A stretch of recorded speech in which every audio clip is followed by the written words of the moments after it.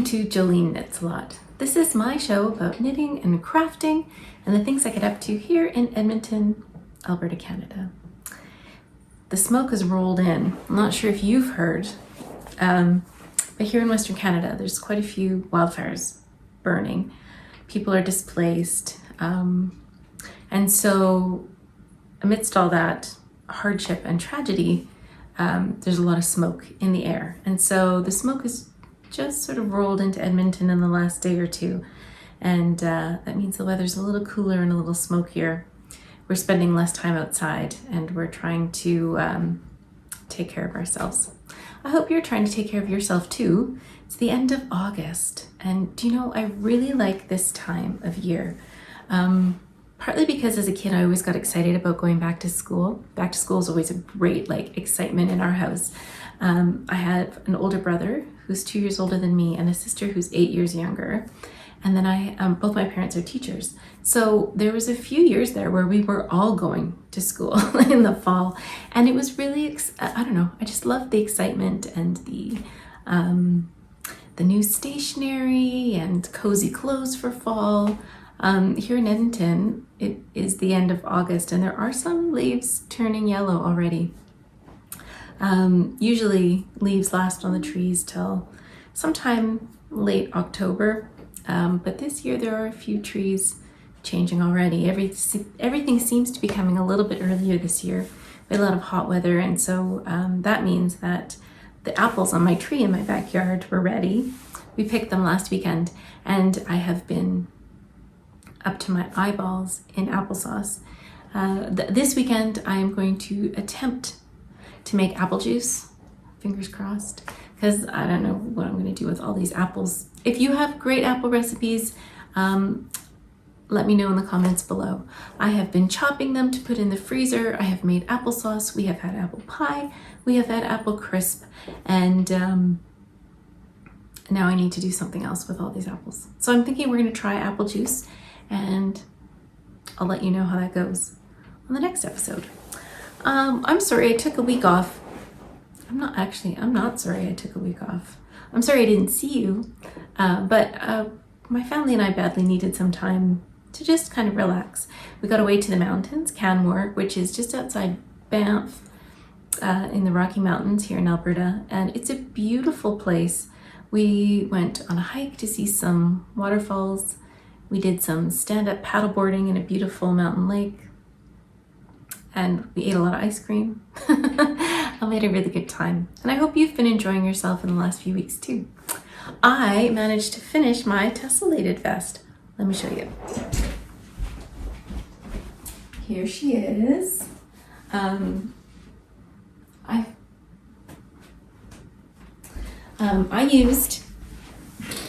back.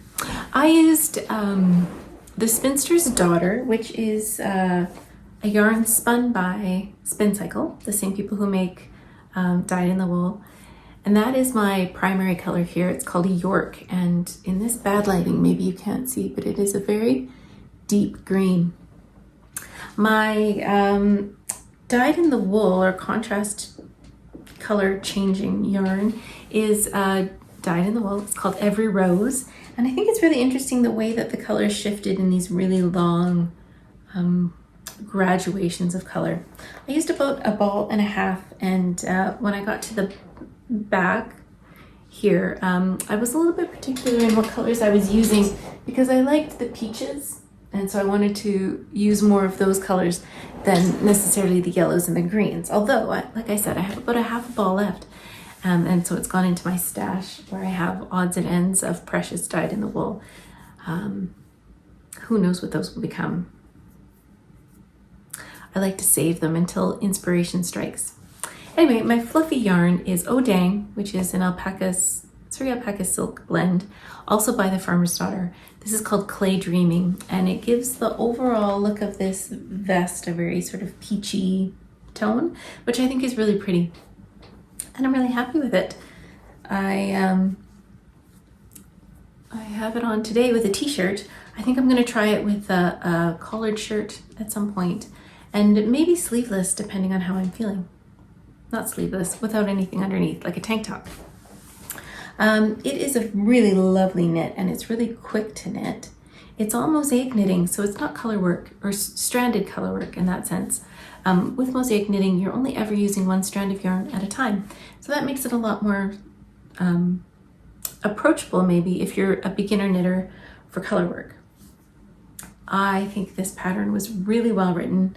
It looks great on everybody that I've seen it on, and there are so many beautiful color patterns that people have chosen. I'd encourage you to have a look either on Instagram or on Ravelry at all the beautiful combinations. I went with Andrea Mowry's original combination for her pullover. So I used the pullover colors for the vest knit, and I'm really happy with how it looks. Ta-da! And that's what I'm wearing today.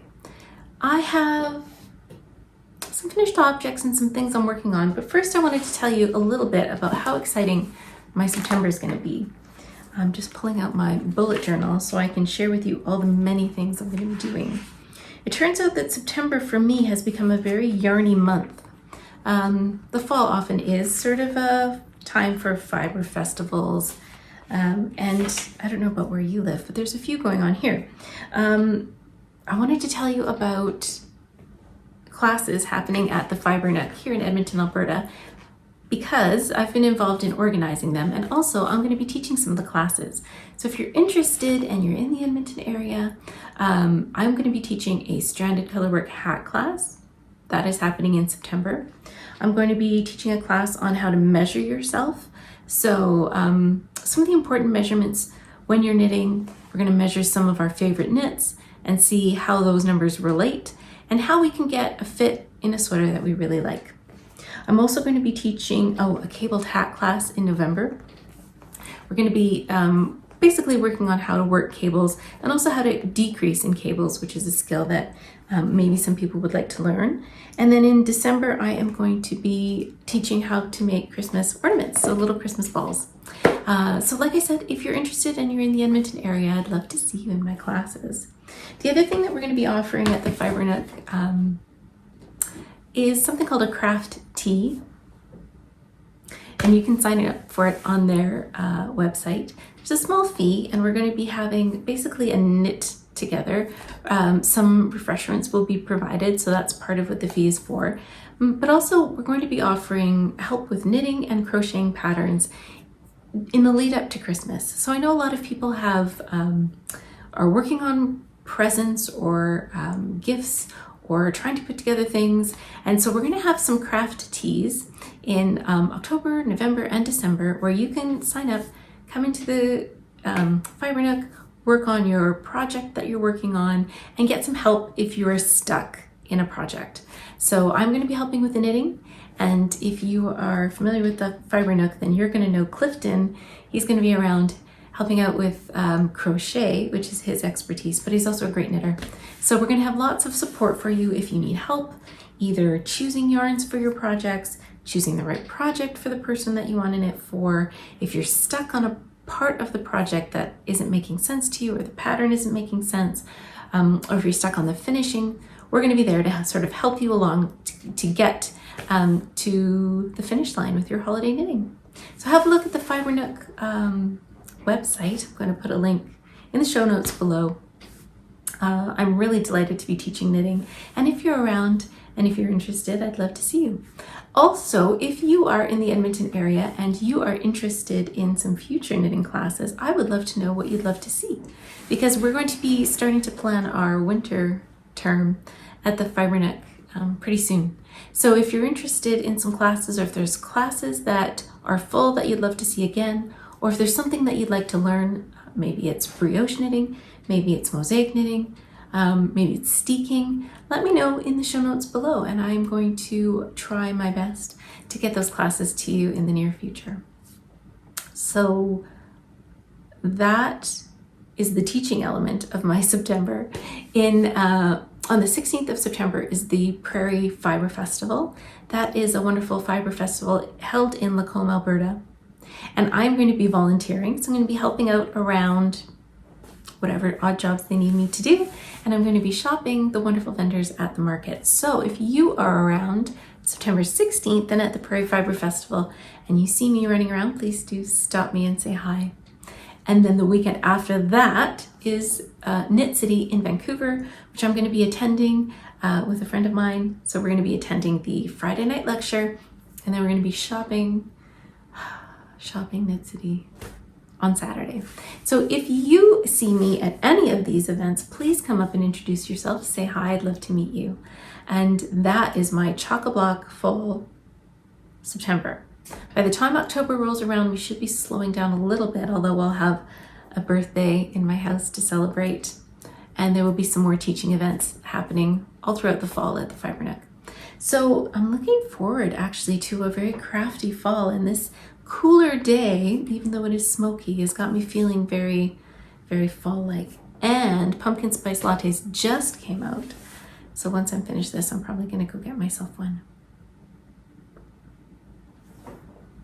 I have a couple finished objects to share with you. They're nothing super fancy, just things that I've been working on that have brought me sort of some relaxation and joy in my downtime the last couple weeks. I managed to finish my movie knitting socks. These are some socks I cast on when I knew I was going to see the Barbie movie with my daughters, and I needed some just plain knitting. This is a sock set that I got from Rosehill Yarns. I'm trying to think when I got this sock set. It might have been at the Prairie Fiber Festival last year. Anyway, this is called Seashells by the Seashore. And I just knit tubes because that's the easiest for me in terms of not looking at my hands while I'm knitting in a theater. And then I popped some Afterthought heels in. So yeah, this was a very relaxing knit. Now this is the interesting, one of the interesting things about this sock set is you can see that at one end of the skein, there's a bit more orange going on than at the other end, which I think is interesting, but it doesn't really bother me. And I really enjoyed knitting these. So that is a pair of socks. They're probably going to be gifted to my niece, and those are finished. I finished my vest in the last couple of weeks. And once those things were off the needles, I was just looking for some simple sort of relaxing knitting. I'm in a point where I don't have my next big project lined up. Does that ever happen to you? Or are you always like that? When you finish a fabulous project that you've been looking forward to knitting, like this vest, do you then sort of take some time to figure out what is the next thing that you want to knit? That's the point I'm in right now. I have some sweater quantities of yarn tucked away. And there's one in particular that I think I'm going to knit this fall. It's called the Harvey Wallbanger, which is a great name for a sweater, isn't it? It looks like this. And this sweater is knit in worsted weight yarn, but I am going to be knitting it in some sport weight. Classic Joline. If I find that heavier or worsted weight sweaters are just too heavy on my frame, I just feel like they're too bulky on me.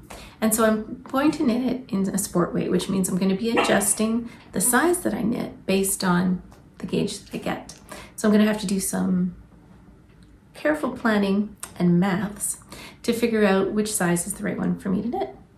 I have some sport weight yarn tucked away in the stash, but I just don't know if I want to be casting that on right now, if there's other things I want to be working on. So in the meantime, I have pulled out my August sock tube. So at the end of last year, I had cranked a number of sock tubes, enough to have one sock tube per month tucked away in some bags in my craft room. And every month I'll pull them out and make a pair of socks out of a sock tube. This month's sock tube looks like this. It is from Area 51 Fibers, and it is called Regency. Hang on. Sorry, babe.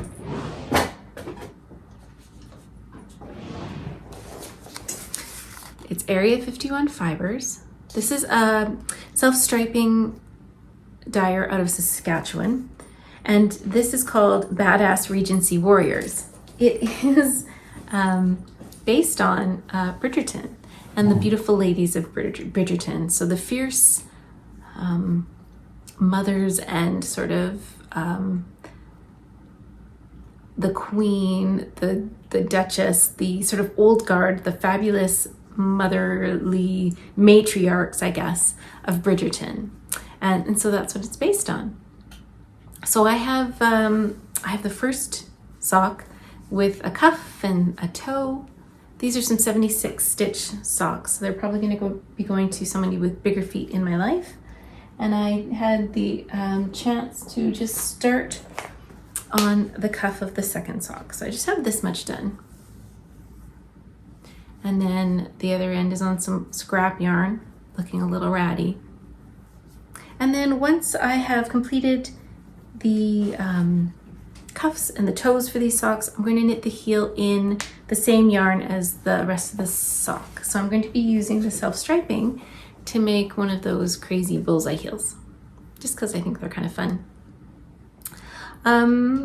There's nothing fancy about this sock. I'm simply turning it into, or this sock tube, I'm simply picking up stitches at each end to knit some ribbing up and a toe down and an afterthought heel.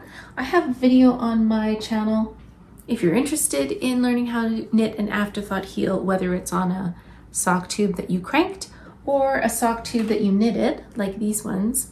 Works the same way. So I'm going to link that video in the show notes below if you're interested in learning how to do an afterthought sock. So I have been working on some sock tubes, and every time I pick up a new sock tube, I always forget how quickly it is to turn a tube into a pair of socks. It really doesn't take that much time at all. So I'm enjoying that sort of mindless process. It's something I've done quite a few times, and it's just settling into finishing up a quick pair of socks that I can tuck away into my gift basket for Christmas or the holidays or birthdays or whatever comes up. The other very fall-y kind of project that I've been working on is my Saturday Shrug. This is a free pattern, which I will link in the show notes below. And it is a series of shrugs. There, I think the Friday shrug, the Saturday shrug, the Sunday shrug. And this is a very straightforward pattern. I am using some bulky weight yarn that I picked up at the Gathering Threads Festival that was held here in Edmonton in the springtime. This is Brine Dye Works, which is a dyer, I think, out of Edmonton. And this is her Finn bulky base. It is a very, very unspun yarn. You can see it here. It is a 3-ply unspun bulky weight. And although it does look kind of rustic, it is soft. I mean, it does have a little tooth to it, but I wouldn't say that it's not uncomfortable to wear against my neck. I am using 3 colors. I don't even know. I'm going to put them here because I can't remember. This one is Golden Chai. This one is just a white. And I'm not sure what this burgundy is. I'm going to write it here. Anyway, I had 3 skeins, which I thought would be plenty to make a shrug, a Saturday shrug. And basically you cast on, you knit until it's 20 inches long, and then you cast off. So I am already at the halfway point, I would say. And so I'm thinking this is going to look very sort of collegiate. Not that I ever went to a school with these colors, but I think it's going to be quite a cozy shrug that I can pull on. And I can see myself using this here in my office. In the mornings when I sit down to work, or if it's cool, it's nice to have something just to throw over. Oftentimes I pull my, I've been keeping this shawl, my Inclinations shawl. Is it Inclinations? I'm gonna type the name of this shawl here too. Anyway, this is a shawl that I knit, a couple years ago, and I just keep it on my chair because it's very cozy to just throw on my shoulders. But I think this shrug might be a nice alternative because I can just pull it on over top and sort of pull it down to keep my sort of head and neck and shoulders warm. And I think that'd be really nice. So this is my Saturday shrug. I'm using 3 skeins of yarn, and so I have this much left of this one. I think I'm gonna have some left of each color, and I guess I'm thinking it might be that I make a matching hat. I'm not sure. Or a hat to add to the donate pile. We'll see. But for now, I'm just enjoying this very, very simple, relaxing knit while I consider my options for future knits. Do you ever get like that? A little bit, oh, like I'm crafting. It's not that I don't want to craft. It's just I'm not sure what the next project's going to be. I have some mittens I think I'd like to knit because I'd like some new mittens. Where I live, you always need mittens. So I think I'll be using some sport weight yarn from Stash to knit some mittens while I consider what my next big project's going to be. Let me know if you have some great fall sweaters that you're planning on knitting. Again, the Harvey Wall Banger is on the radar, but I'm just not sure if it's right for right now. So in the meantime, I'm going to work through some sock tubes, a Saturday Shrug. In fact, I have some fall self-striping yarns that I pulled out of the stash because I thought that I would work on those while I was trying to figure out what I wanted to knit. So I might as well share them with you now. Here's some self-striping yarn from the Wool Baron.